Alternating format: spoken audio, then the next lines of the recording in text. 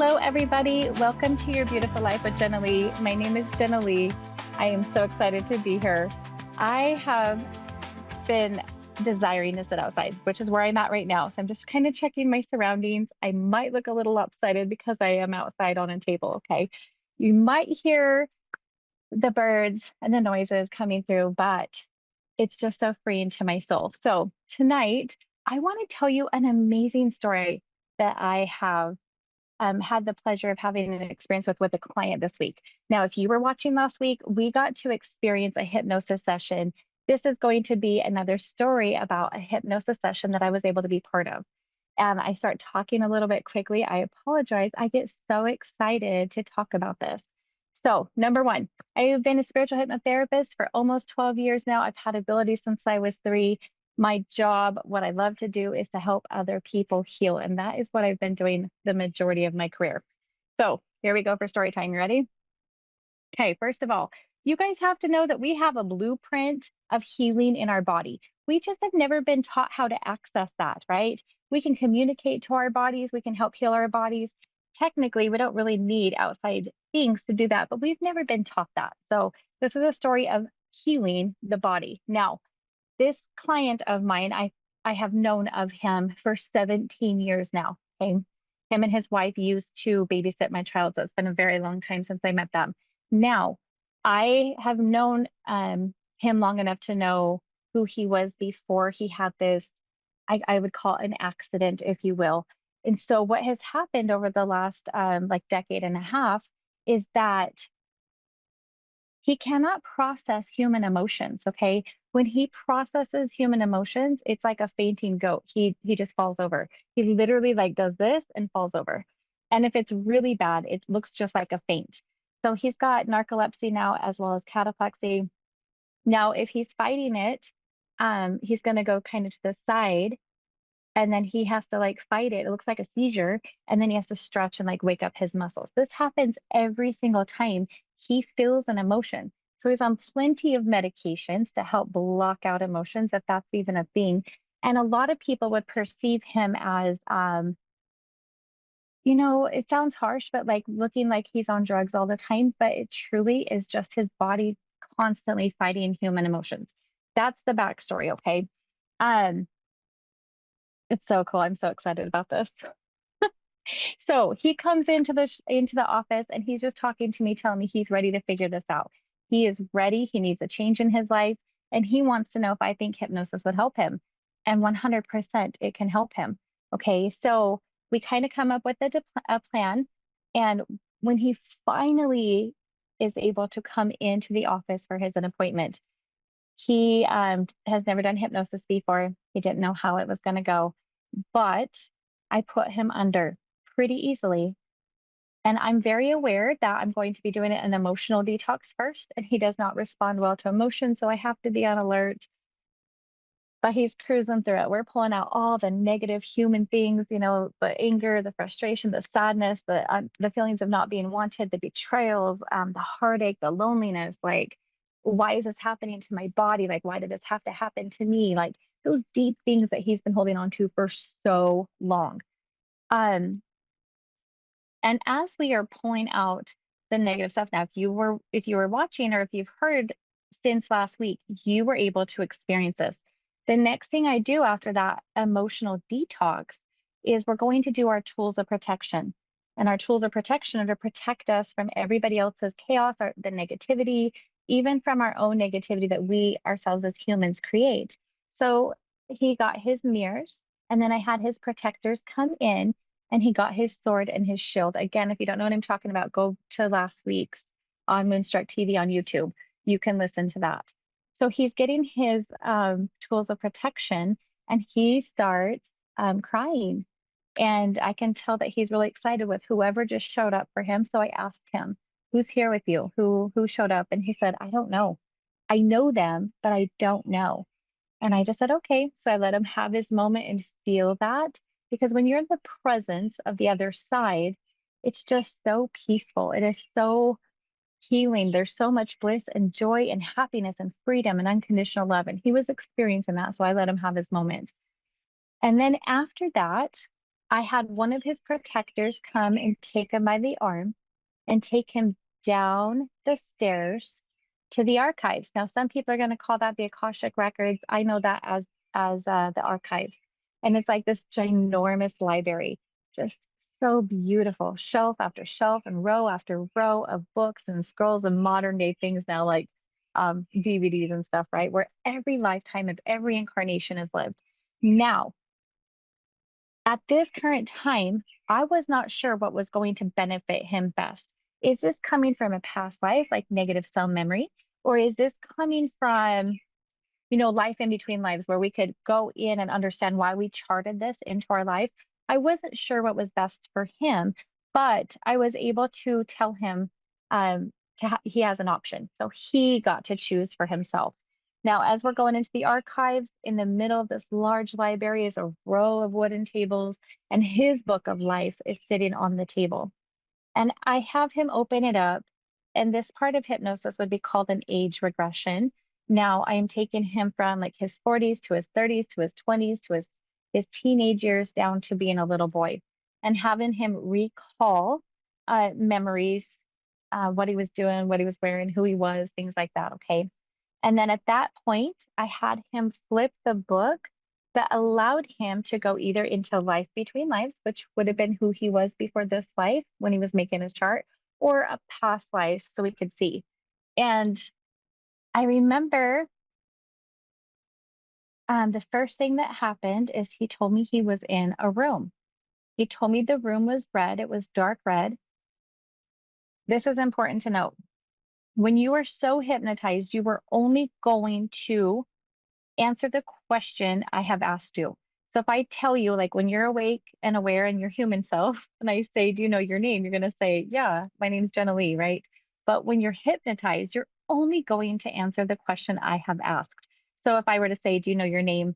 He's going to say yes, because that's the question I asked. So in order to get the answer, I have to ask the right question. Well, what is your name, right? So that's important to know during this process.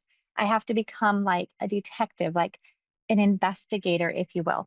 So I'm asking him, okay, is there anything else around you? And he says, yeah. Hey, what's around you? And he says, a mirror. I said, a mirror? What's the purpose of the mirror? He said, it takes me places. And I said, does it take you to one specific place or does it take you anywhere you want to go? And he said, it takes me anywhere I want to go. I said, okay, I would like you to ask the mirror to take you to the place where we can understand why your body is the way that it is. And he says, okay. And I said, can that happen? He says, yes. So he goes through the mirror. And that's going to take a little bit of time. Imagine it being like a portal, an elevator, something to transport you. And so when he gets to where he's going, I ask him and he goes, oh, wow. Just this beautiful, wow reaction. And I said, well, what's around you? And he said, there's a lake here. And then he said, oh, the flowers. And immediately, as he expressed, oh, the flowers, I knew that he was on the other side. The other side is filled with tons of beautiful, amazing flowers, gardens everywhere. I knew he was there. So as he's taking it all in and just really experiencing the bliss and the beauty of the other side, I ask him, are you alone or with others? And he says, there's somebody with me. And I said, okay, well, who's around you? And he tells me that there's a woman there and she's standing next to him. And I ask him to describe her hair, and her hair, he says, is like an iridescent white. It's like white and it's shiny at the same time. I said, okay, what kind of clothing is she wearing? And it's like a white dress. And then he's like, oh, it's like a robe. And I'm like, yeah, it is. Now, I learned this technique of communicating to the other side. 12 years ago at my first hypnosis school.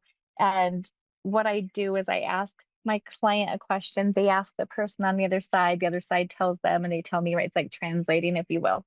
So we're hopping back and forth between that through this whole process. And I ask him to ask her if we can understand why his body is this way. And she says yes. Now, the other side answers questions just like people do in hypnosis. We're investigating.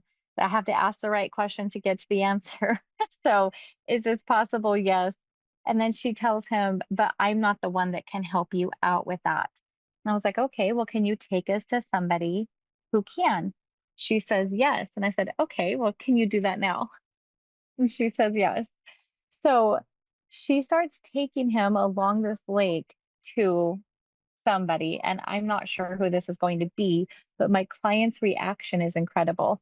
And he just goes, oh, and he just starts crying. And I just remember seeing the tears fall out of his eyes. And I said, who are you with? Who's there for you? And he said, it's Christ. Now, he's just sobbing, but I'm asking him, how are you being greeted? And he said, it's just love. It's so much love. There's just so much love surrounding me. It's like he's taking me in his arms and he's just holding me. There's so much love.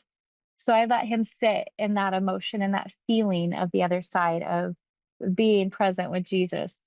Now, my client is religious, not spiritual. I did call on the part of him that was most closely connected to Christ to come through. So this was a really incredible experience. So as we are now communicating to Christ, I'm asking my client questions, right? So the translating thing is happening. Can we heal this disorder? Can we heal what's going on in the body? And immediately it's a yes. Great. Then I asked my client, do you want to heal from this? And he says, I don't know. And I'm thinking, you don't know? Well, we can't heal it if you don't know. You have to want to heal. And it's incredible what the subconscious mind tells us that the conscious mind doesn't, right? The conscious mind is like, yeah, I'm sick of this. I want to heal. But the subconscious mind is like, I don't know. Okay. So now we got to do a little bit more navigating. And we're talking, we're doing the translating thing. And I ask again, can can we heal from this? And the answer is immediately, yes, we can. Okay, do you want to heal from this? And my client says, I don't know. So I remember asking a few more questions in there to kind of loop back around, but I cannot recall those at this current time. So again, I ask, and we're communicating to Jesus, can this be healed? Yes is the answer right away. Yes. I tell my client, do you want to heal from this? And he says, yeah, okay. Yeah, okay. But that was enough for me to get in, right? And so I start communicating to his body and to his mind, and I anchor this in, I mean, for 10 or 15 minutes, and I anchor it in that when you feel an emotion, you will be safe to do so. Your body will remain strong. Your mind will remain clear. Your heartbeat will remain calm. Your breathing will stay consistent and calm, right? We're telling the body what it's going to do when it feels an emotion. And day by day, it's going to get easier and easier to process emotions the way that other humans would perceive as normal. You're going to be able to easily process emotions. And when you do, your body's going to remain strong, your mind is clear, your heartbeat is calm, your breathing is consistent. And I say it over and over and over for like 10 minutes. And I threw a little bit of more stuff in there just to remind him he can do this. He can feel safe to do this. And then I start to tell him you are safe to process emotions. Your body is safe to process emotions. It is becoming easier and easier to process emotions, right? So we got the anchor going on in there. And so after that part of it, I just remind him that day by day, in every way, you are getting better and better. Day by day, in every way, you're getting better and better. And I lead him back out of the archives and we say, thank you, thank you, thank you, and go back out. And then I tell him, when you are ready for these changes to be made, go ahead and open your eyes. Well, to my, sorry, I was just having thoughts with what was happening, but to my disbelief, he really just opened his eyes really quickly. And I wasn't prepared that he was going to open them just like that, but he did. And he says, oh, whoa, wow. And he's like, my body, it just feels so good. And he's starting to tell me he's got tingling from head to toe, which I consider that healing energy coming through. And I can tell we just did some really deep work. So he's going to need 10 to 15 minutes to come out of that. And I tell him I'm going to give you a little bit of a break and I'm going to go into the other room and I'll come back in 10 minutes and check on you while you naturally come out of that. And he says, okay. So I give him 10 minutes and I go back. He's snoring. He's passed out. He is just snoring away. Now, sometimes when you do that deep healing work, especially where we're rewiring the brain, you need a nap. Very normal for clients that do deep work. So I walk back out and give him some more time and come back. And then I have him wake back up, right? And he goes, "Oh, wow." Again, just so fun. My body, it feels so good. Well, now that he's awake and we're kind of talking, like, how was that for you? And he just told me, I thought I knew how this was going to go. And he's like, I was not a believer and I'm a believer now. And I was like, okay, well, what do you remember? And he's like, honestly, I remember the part where I brought the protectors in. And he says he does not remember anything after that. So I'm trying to like quiz him. Well, do you remember this? Do you remember that? And he's like, no. So I chose to not tell him the full session because being me, I recorded that. He has no idea what just happened, and he's going to hear that recording for himself, right? So as we're communicating about the session, um, he starts, I start trying to quiz him to see how he's going to respond to emotions. I want to see what's just been anchored in. And I asked him about his wedding. Now, him and his wife have been married for like 22, 23 years. And I said, tell me about your wedding day. And he's like, "Oh, it was great." He's like telling me his wife was walking down and she was so beautiful and he was so nervous and excited and he just couldn't wait. And um, you could just see his face light up. And he's just telling me about the wedding and how in love he felt and what happened afterwards. And now, mind you, I'm just watching him to see how he's going to react with this high emotion, especially being on hypnosis high. And he was crying, like, right, tears of joy, but his body wasn't like flopping over, nothing. And so then as he starts communicating with me, he tells me, I haven't been able to talk to anybody about this for years. And he goes, it's really interesting because when you were he started having a memory about the hypnosis session. You were talking to me about being a kid, like I was going back through memories of being a kid. And he says, believe it or not, like I was really bullied as a kid. And um he says people just weren't very nice, and he just wanted one person to choose him to be his friend, and it never happened, especially during that time that he was witnessing again. And he was really upset about it. He says, I don't talk about that because I should have been able to handle myself with the bullying because, I was always a bigger kid, but I never did. And he's sobbing. And so immediately, now this is some after work I can do before or after hypnosis. And I just tell him, okay, what color is that? What color is that? And he tells me the color. Where's that at in your body? And he tells me where it's at. Do you want to remove it? Yes, he does. So we're doing techniques to remove that energy, right? Rinsing, cleansing, clearing, rinsing, cleansing, clearing. We're spraying it out. We're washing it. I tell them it's like a bowl of jello and you're trying to get all the pieces of jello out, right? We're going to dry it off now. What color heals that? And I start to anchor into him. You know what? You have been chosen many times. You just got done telling me your wife wanted you. Your wife chose you, and your wife has consistently chosen you over and over and over again for 22 or 23 years. Your wife has chosen you your entire adulthood, right? What color is that? And we put that color back into his body. And then I remind him, you have been self-employed for the majority of your adult life. People have constantly chosen you over and over and over to do the work for them. You have been able to provide an income for you, your children, and your wife this entire time because people keep choosing you. You have been chosen over and over and over. What color is that? And we put that color right back in. Okay. And he's just like, whoa, I didn't even think about it. Whoa, that's actually true. So now we're doing some inner child healing, right? And he just starts to talk to me a little bit about how good it feels and how he really didn't think that this was going to work. He had an idea, but he just really didn't think that this was going to work. And then all of a sudden, some more childhood trauma starts coming out, right? We are purging emotions that he hasn't been able to process for decades. Well, about 17 years. Okay. So he starts telling me a memory of his mother just yelling at him. And she is just telling him, shut up, just shut up, just shut up, just shut up.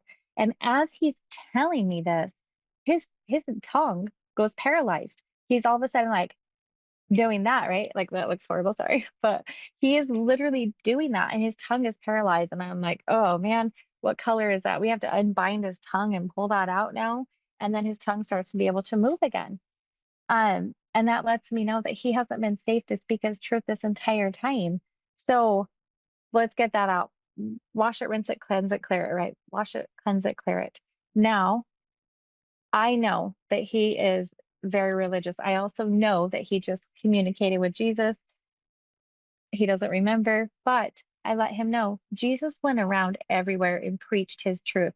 He didn't care who liked him, he didn't care who didn't like him, he didn't care who listened or who didn't listen. He just spoke his truth no matter what, like loud and proud, right? What color is that? And then I just let him know and I put that back into his body, but I let him know you are safe to speak your truth. Think about Jesus speaking his truth wherever he went. What color is it? Put it back in. And any single time something came up that was negative, I would just pull it out and then I would just anchor something back and put it back in, right? We're just going to fill up the whole body now with these beautiful colors and surround the whole body with light with that specific color.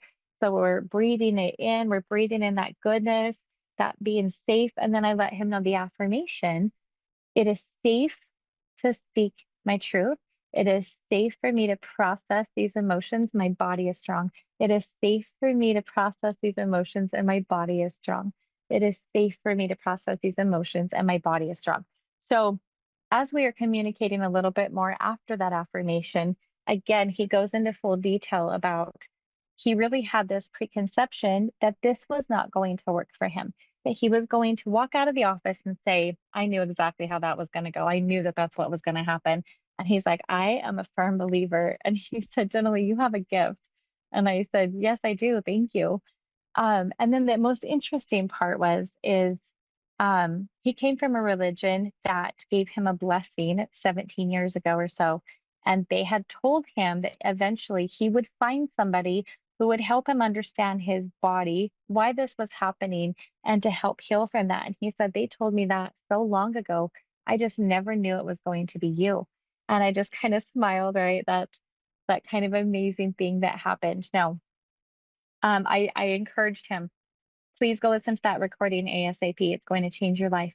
Because again, he didn't remember talking to Jesus. And as soon as you listen to that, I want you to give me a call and tell me, what you felt and how it went for you. And you could tell he was excited and like curious. And I said, do not listen to it while you're driving. You're going to go right back under. So I waited. It took him about an hour and he called me and he was just crying. He's like, I cannot believe what just happened. And he said that he fell right back into hypnosis again. He's like, You're right. And I said, Well, how do you feel when you heard all that? And he just said, I am just so in shock and so in awe. He said he received all these emotions and it was the same as he experienced in hypnosis, right?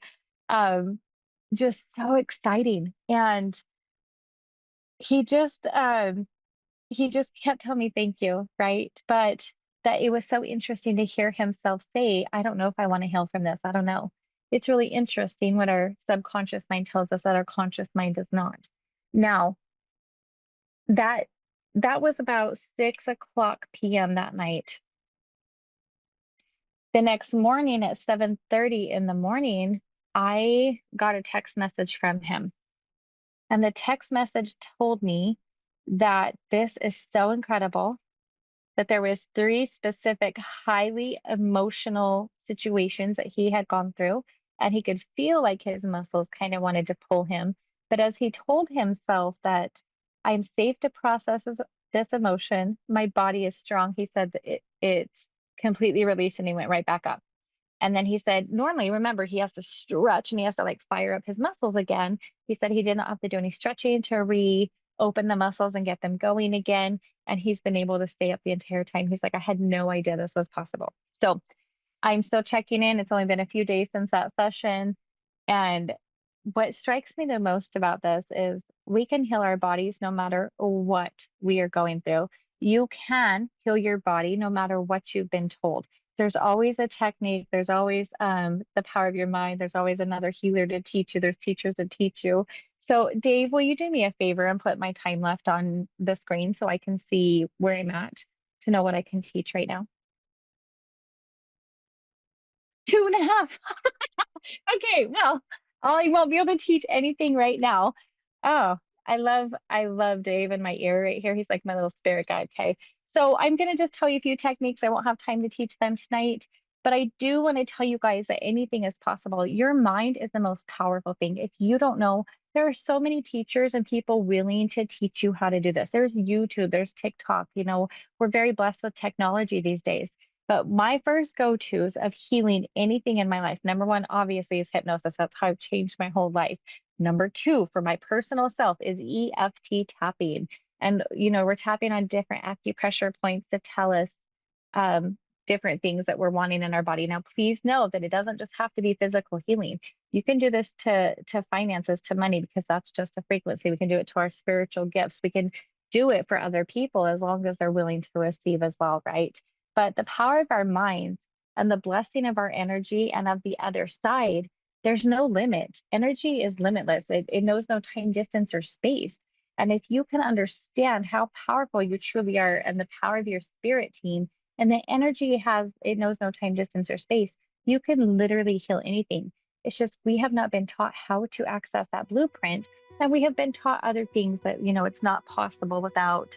Um, Sorry, this guy's going to start weed whacking right here. So if it gets loud, I apologize. I've only got a few seconds left. But please just know that healing is possible for every single person, no matter what it is. It is all just energy manifested differently.